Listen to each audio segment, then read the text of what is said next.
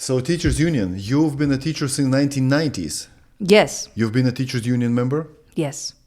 What did you see? What did you experience that was like, what is that all about?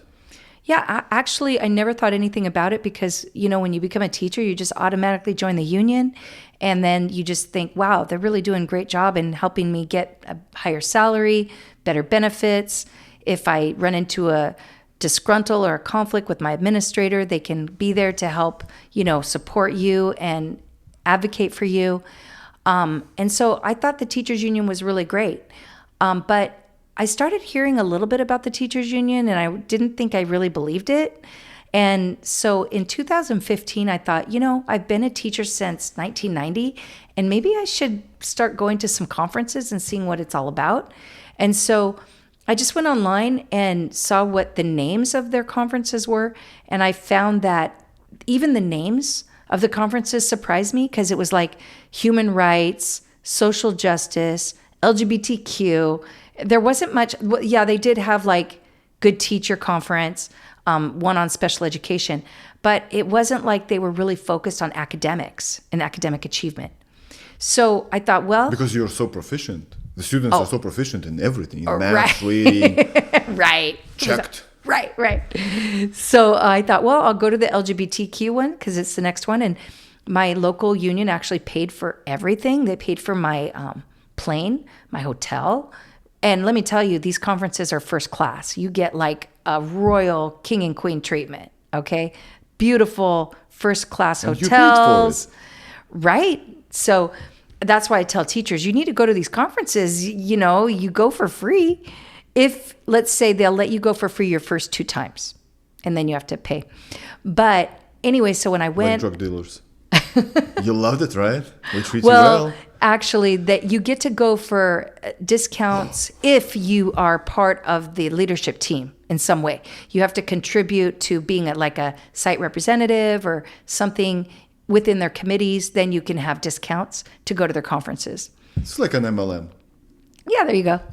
So anyways, when I went, Eric Hines was the president at the time for the California Teachers Association. And his keynote speech, I heard him say that he mentioned a Supreme Court case, the Friedrichs versus CTA, and he called the plaintiffs a spawn of Satan. And I couldn't even believe I just heard that. So I went to my hotel room, and I'm part of the Christian Educators Association.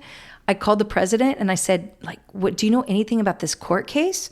And he said, yeah. I said, well, who are the plaintiffs? Who's and he this said, one? Yeah. He said, well, we are one of the plaintiffs, the Christian Educators Association. I said, what? We were just called the spawn of Satan by the president. And he said, oh my gosh. He said, the head plaintiff is Rebecca Friedrich. And you need to call her. So I did. I called her. I told her. And she said, yeah, I'm just trying to make it to where unions won't be, you don't have to be a union member. You can have a choice. And she said, well, maybe you should speak at the Supreme Court case. And that made me really nervous. But anyways, it didn't end up happening. But how dared she to free the slaves? This whole country is about freedom. Freedom to choose. No, you have to pay. You have to be a member of CTA or other States Teachers Association if you're a teacher. That's enslavement. Right. And I mean, that one didn't go through, but Janus did go through where teachers could have a choice. Mm-hmm. But that very day that the Supreme Court voted on it, Newsom signed a bill. I can't remember the number of the bill off the top of my head, but saying that employers cannot inform teachers that they have a choice. That information can only come through the union. If you know, you know. I mean, that to me, in and of itself, is a violation of my rights as an employee. Because you're saying that my employer cannot inform me of my rights, and it has to come through my union, who has a conflict of interest in informing me, right? And then they also passed another law saying that school districts must relinquish all data, personal data of a new employee, such as their cell number, their address, and their email, their personal email address. They must relinquish that information to the union. That's a privacy violation. Yeah, I have to check whether I want my information to be shared or not. They don't even ask us. It's a law that they passed. So how is the union looking out for our rights as employees, for our best interest? They're not.